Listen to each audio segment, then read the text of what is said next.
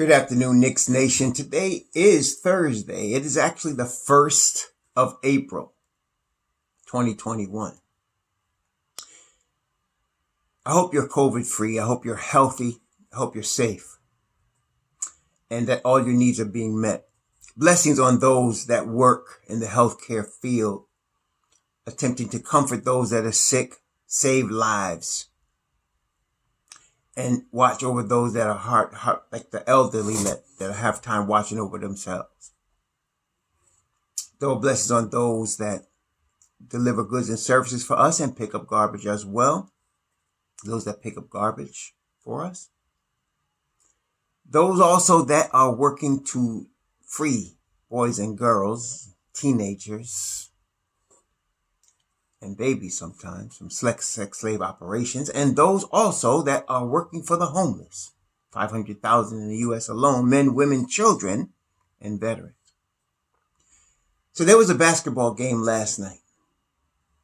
And quite frankly, Knicks Nation, I am completely disgusted. It was a rough night. It was a terrible game. I would say this is the worst game the Knicks played this year. It was the worst game they played this year. It's hard to be positive about this game because the most positive thing about it is that it wasn't a blowout, I guess, that it was a 1-point game. But what I saw last night was a combination of the new Knicks and the old Knicks. The new Knicks in that there were flashes of time where you would see the vaunted Knicks defense at its best. Scrambling all over the court, covering every angle, not getting anybody a free shot at the same time, doubling those that were the most dangerous, like Karl-Anthony Towns, and letting others shoot that they wanted to shoot. That was at times. Then there were times when it was a repeat of last year, with at times Julius Randle dribbling into double teams and losing the ball, going one-on-one way too often, and then, of course, the untimely turnovers.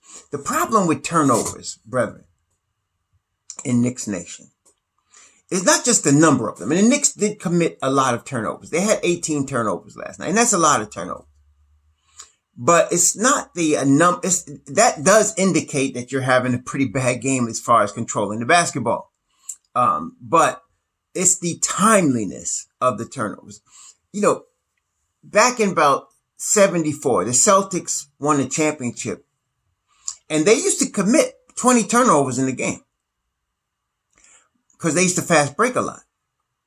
But when the game was on the line, like the last 2 minutes of a game, they weren't committing no turnovers. Okay, they were controlling the basketball. And so while they were committing a lot of turnovers, they were still, when crunch time came, they kept the ball. But that's not normally the case, and that is definitely not the case with our New York Knicks. And so it wasn't just the number of turnovers. For example, Alec Burke discredited with 1 turnover. But the turnover he had was so costly. We needed a basket at that time. And this is how indicative of how the end of the game went. We needed a basket at this time. We needed a basket. We needed a stop in the basket.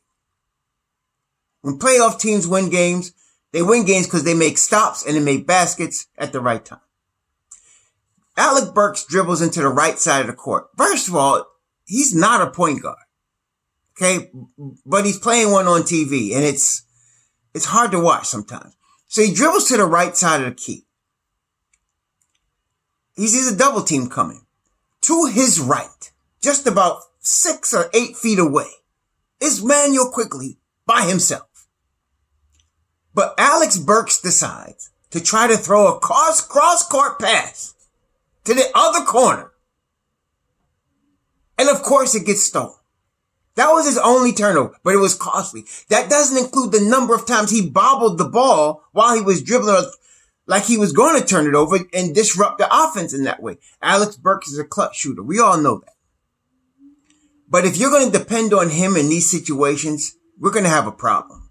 And I mean, in terms of, I'm thinking ahead in terms of this schedule doesn't get any easier. This schedule does not get any easier.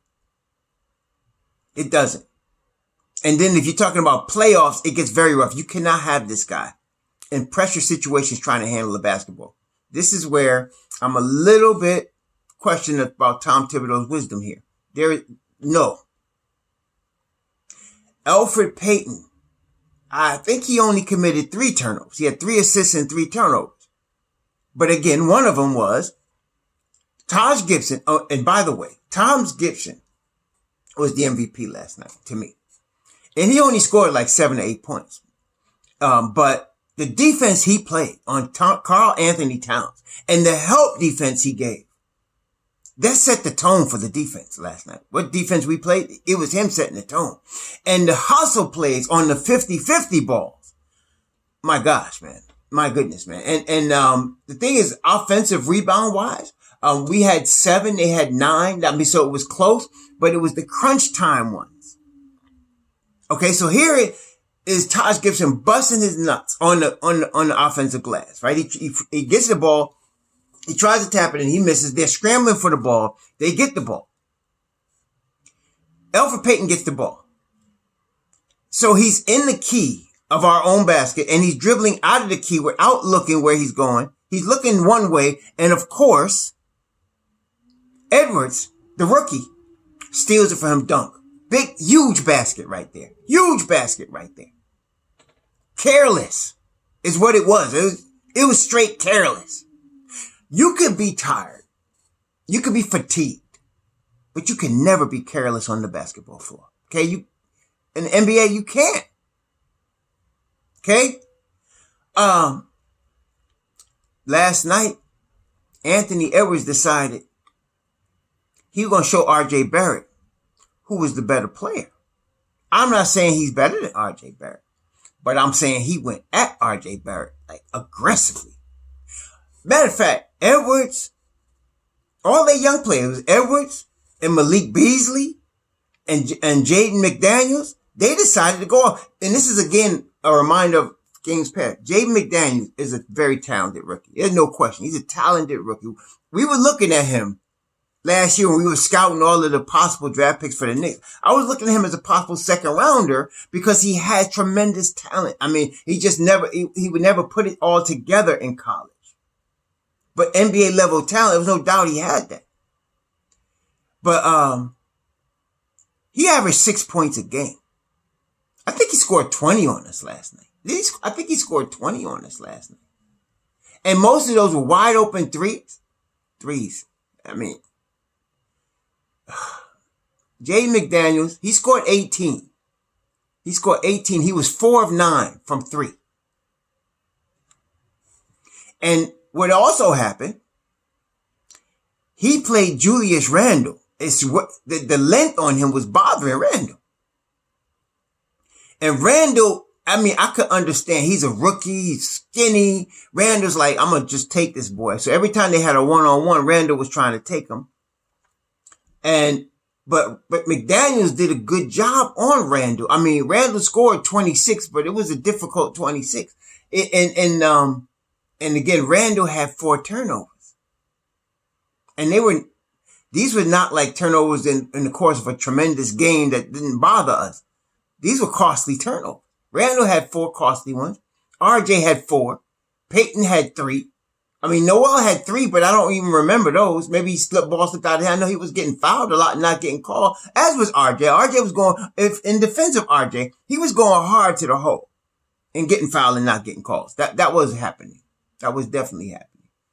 But, last night, Tibbs went to a 9-man rotation.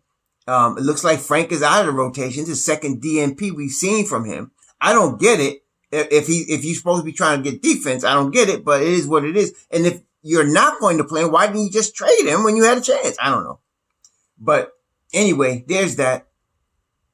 And so you got IQ played 13 minutes. He was on a nut last night. 0 for 4 from the field, 0 for 2 from the 3-point line. He was plus 11 when he was on the court. I mean, but 13 minutes. And then Burks plays 24. Taj plays 24, and he should have played 20. He should have played more than that. Noah was doing a great job, but the refs was like, I don't know, he must have done something. There's that woman ref, the Caucasian woman. she seemed to have something. And then the dude that was with her too, they seem to have something against Noel. When they coach his games, he gets, they be calling fouls on him. I don't understand it. And he be getting fouled and they don't call it. Anyway, and then Reggie Bullock, he scored 10 points. Reggie Bullock did what he normally does.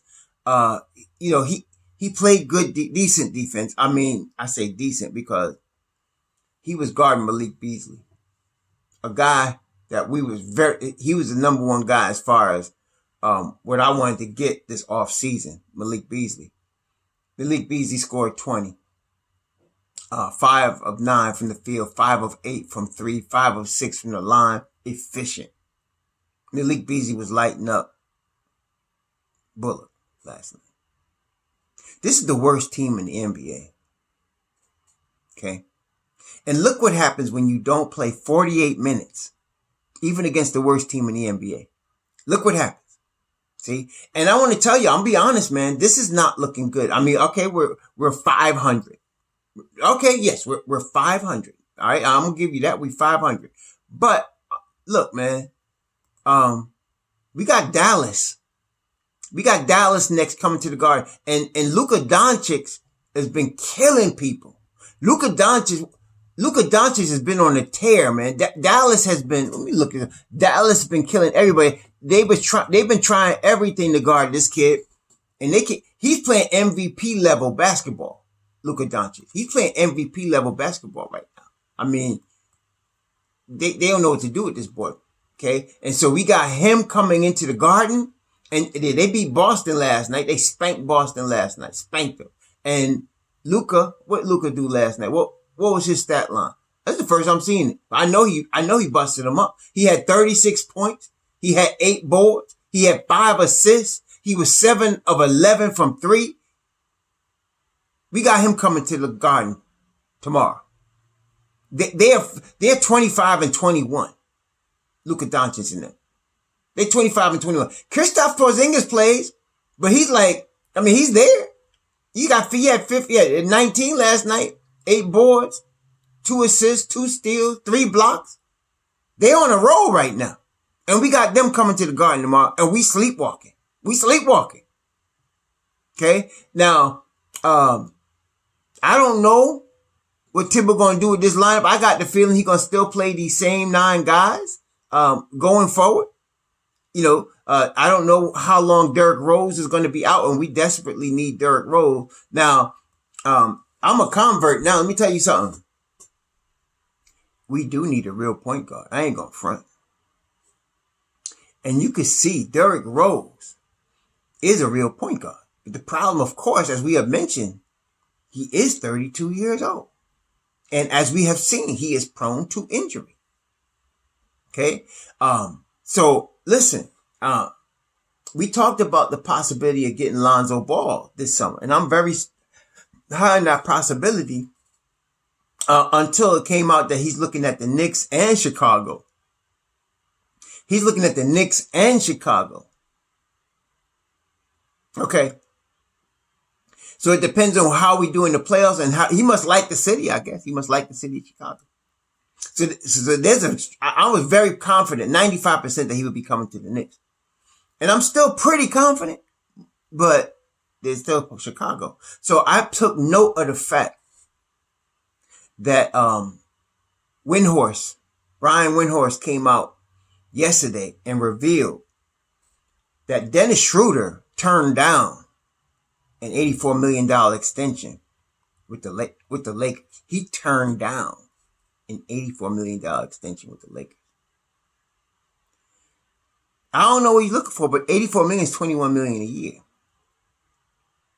But I want to tell you something. Dennis Schroeder could play. I mean, he could play, man. That's a point guard right there. He could play. Now, is he worth more than $84 million over 4 years? I don't know. I don't know. But I think he turned down the extension offer. They put it on the table and he said no. So him and Lonzo are available this summer. Him and Lonzo are available this summer. So as far as point guards that are free agents, I think those are the two. I would think those are the two top ones, and perhaps that's why he turned down the $84 million, understanding that he, along with Lonzo, he's going to be in demand. He's going to be in demand, and so he probably is. And then here the Knicks needing a point guard. Not only that, here the Knicks got money. They got money. I don't know what he's eligible for in terms of extension. They got like a schedule now. Like you can't just automatically get unlimited amounts of money in NBA anymore. There's a schedule based on your performance, based on your years in the league, blah blah blah. How much you could get. I don't know what his max is, what he's eligible for. Dennis Schroeder, but I do know that he turned down $84 million. He turned down $84 million. So, obviously, he's letting it known that he's going to be available. He's going to be available, right? So, yeah, we're going to see what happens because, this is some garbage, man. I mean, I'm so disgusted from yesterday's game. We had an 18-point lead. That's another thing. We had an 18-point lead. Now, look. I guess we can kind of see that coming, right? Because if you look over the last week and a half, that has happened a couple of times where Knicks would get big leads and then the team would come back. Now, teams always make runs, but there was something about them losing these big leads and then hanging on at the end to win, win these tight games. But you can't keep doing that. You're playing with fire, So it was a sloppy game. They let the worst team in the league back in the game. They committed really untimely turnovers at crucial times in the basketball game. The one thing I'm glad about last night, and maybe a lot of y'all probably won't agree with me, but I'm just telling you how I feel about it. I am glad that RJ Barrett took the last shot. I am. I'm glad. And you know why I'm glad? I was concerned. I'm gonna be honest. I was concerned when they come out that last time out. I was concerned because sometimes in that situation, Julius Randle will force a bad shot. Okay, he does. I mean, in a crunch time situation, there are times where he will get the ball and he will force a bad shot, even if if the play is called for him or not. But if the other team is waiting for him, he'll force a bad shot. And I did not want him to try to force a bad shot last night.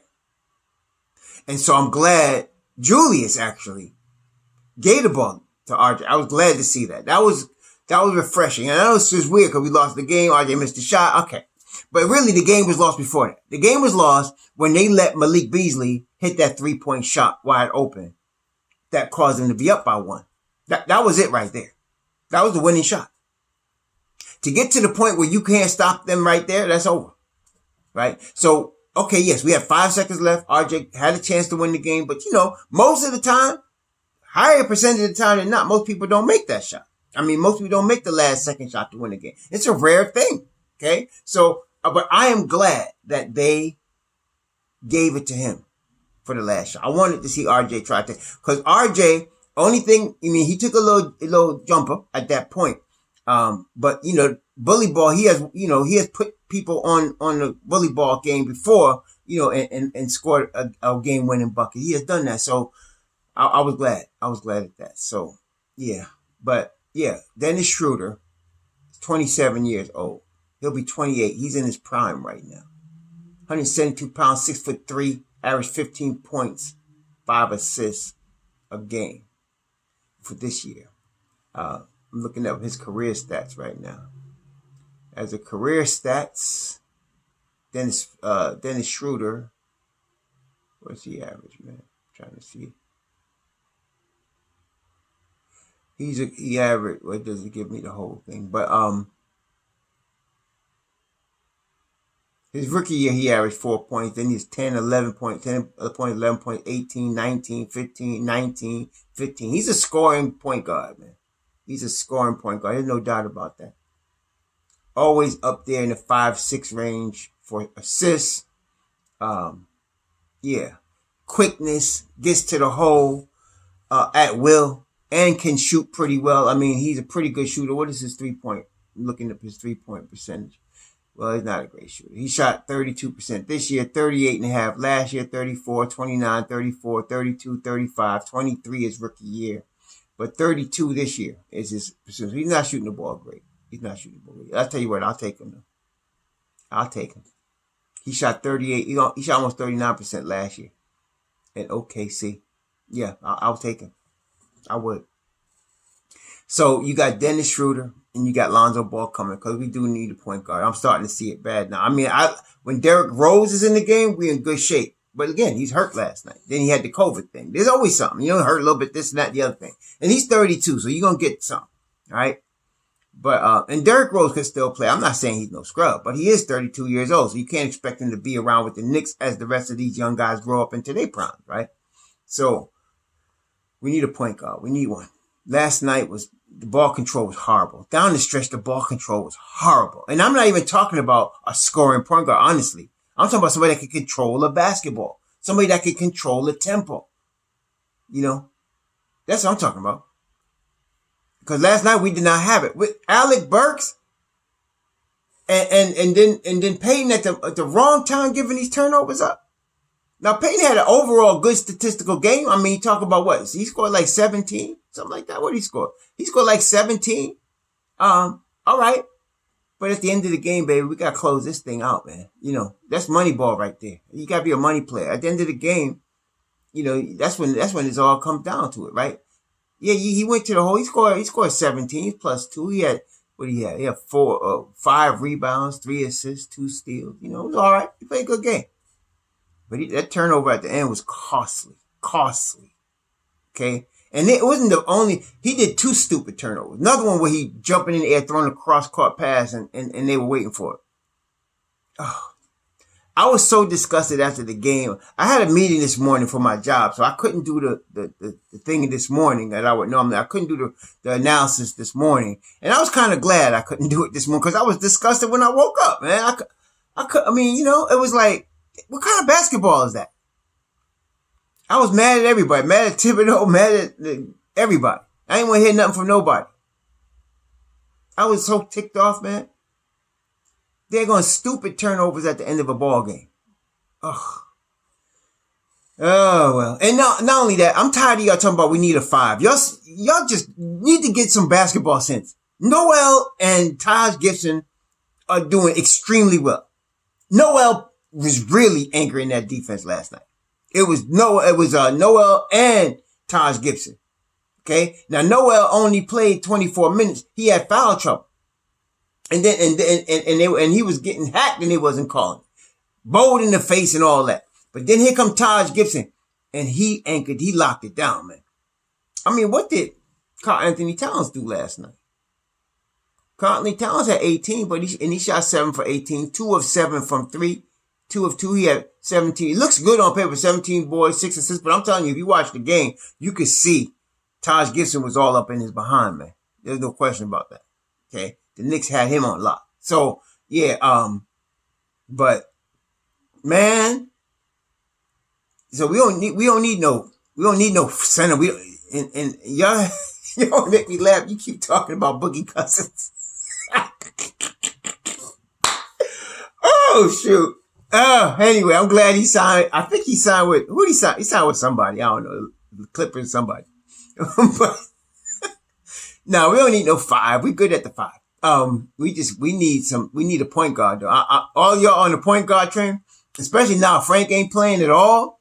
Please give me a point guard, man. Give me somebody up. It's too late to grab somebody now. We got to go with what we got. So there's nothing happening between now and the end of the season in the playoffs. You're not getting nobody that's worth, looking at. Don't come with an old point guards talking about, get this one, get that one. It's too late for all that. No, we need a real point guard that's going to be with the Knicks during this development process, that's going to be with all of our, Randalls and Barretts and crew, when they develop into their primes. Well, Randall's already in prime. I'm talking about Mitchell Robinson, RJ Barrett, IQ. I'm talking about those guys. Obi Toppin. And what is it about Obi? He gets in the paint and he don't look at the basket. It's like he's looking to pass, or he gets a wide open shot. I really think his confidence has been hurt, and he really is respecting the speed of the game, because a couple of times he's had open shots and didn't take it because he thought he was going to get it blocked. And with his length and with his height, you think he just, but he'll learn. I think he'll learn. But anyway, we need, a point guard that's going to grow with these guys, that's going to develop with these guys over time. Okay. And so here we go. Dallas tomorrow in the Garden. Here come Luka and KP smelling blood in the water. They smelling blood in the water, y'all. I'm trying to tell you. They smelling blood in the water. First of all, like I said, they already killing. Them guys already killing in they're on a streak right now. Dallas has been kicking butt, and they busted Boston up last night. They've won 2 straight. They're 6-4 in their last 10. They're 25-21. Luka's on a tear. You gotta be ready for this one, man. I wouldn't be surprised if we got spanked. I hope we don't. This is not the part of the schedule you want to catch this. The real part of the schedule starts after, with Brooklyn on Monday. That's the real part of the schedule. Okay. This is it right here. This is the time we're supposed to be padding our wins so that when we go to face them harder teams later, if we make some losses, we still good. We just used up our padding on a scrubby team. So Dallas, really, it's a must win. It's a must win. One thing, I don't think they'll sleep on Dallas like they did on Minnesota last night. They won't come in there sleepwalking like they got this game in their book because they just showed up. No, Dallas is going to come to play, and the Knicks, I think the Knicks will meet that challenge. The problem is going to be the next game. They got a back-to-back. They go to Detroit Saturday night. We just got beat by Minnesota. Don't think Detroit can't beat us, especially on the second night of a back-to-back. And hopefully everybody's healthy. Anyway, here we go. I will not be watching the game on Friday night, of course, because it's the Shabbat. But I will be watching the replay on Saturday night. So I'm getting a doubleheader. I'm watching the game Saturday night, and then I'm going to watch the replay of the Friday game against Dallas. Hopefully 2 wins. Hopefully. Anyway, let's keep rooting for our squad, man. Our squad, we still developing. As we can see, we got a ways to go before we become a really top-notch team. We're not there yet. It just shows us where we at. We still got to keep developing. Have a good day. Be safe out there. Shalom.